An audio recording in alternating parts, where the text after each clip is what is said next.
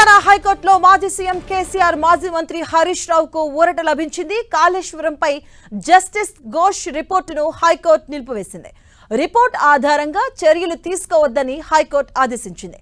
Justice PC Ghosh commission ఎలాంటి నిబంధనలు పాటించలేదని court తెలిపింది. ఇక నివేదిక ఆధారంగా ఎలాంటి చర్యలు చేపట్టవద్దంటూ ఆదేశాలిచ్చింది.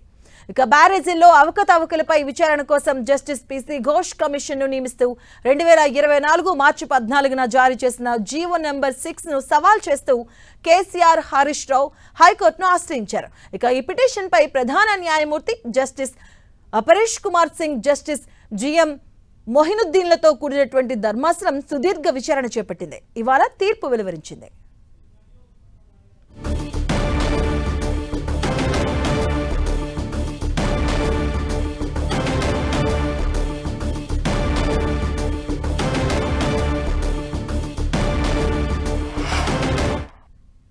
అపాయింట్మెంట్ నాకు అప్డేట్ చేస్తూ ఏది section 8B of the enquiry act 1952 కింద మ్యాండేటరీ నోటీస్ ఇవ్వాలి. అది ఇవ్వలేదు కాబట్టి వాళ్ళు ఇచ్చిన రిపోర్ట్ మీద ఎలాంటి చర్యలు తీసుకోవద్దని చెప్పింది. Ghosh commission is correct, appointment is correct, కానీ వాళ్ళు నోటీస్ ఇవ్వకపోవడం వల్ల దాన్ని బేస్ చేసుకొని ఎలాంటి చర్యలు తీసుకోవద్దని. ఎందుకంటే గతంలో మన Kiran Bedi versus commission of enquiries act కింద ఒక జడ్జ్మెంట్ ఇచ్చింది సుప్రీంకోర్టు.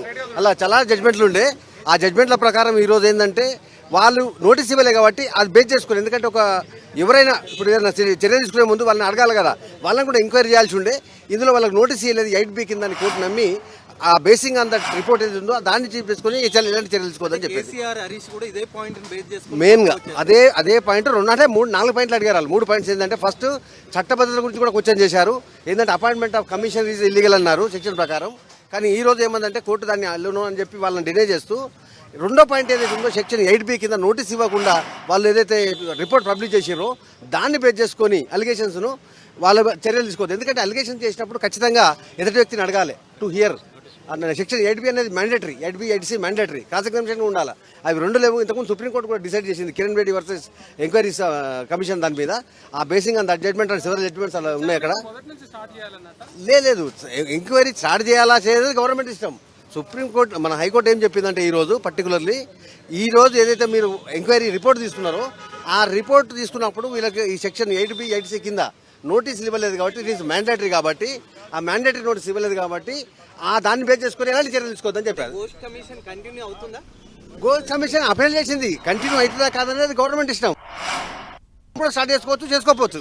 ఇది డిపెండ్స్ ఆన్ కమిషన్. కూడా తప్పట్లేదు, కమిషన్ అనేది పవర్ ఉన్నది పలానా యాక్ట్ ప్రకారం అని చెప్పింది. మళ్ళీ ఒకవేళ విచారణ జరపాలి అనుకుంటే కూడా మళ్ళీ జరపచ్చు, మళ్ళీ నోటీస్ ఇచ్చి జరపచ్చు. దానికి అడ్డం లేదు. అది ఇప్పుడు వీళ్ళు ఛాలెంజ్ చేసింది ఇంత మటుకే.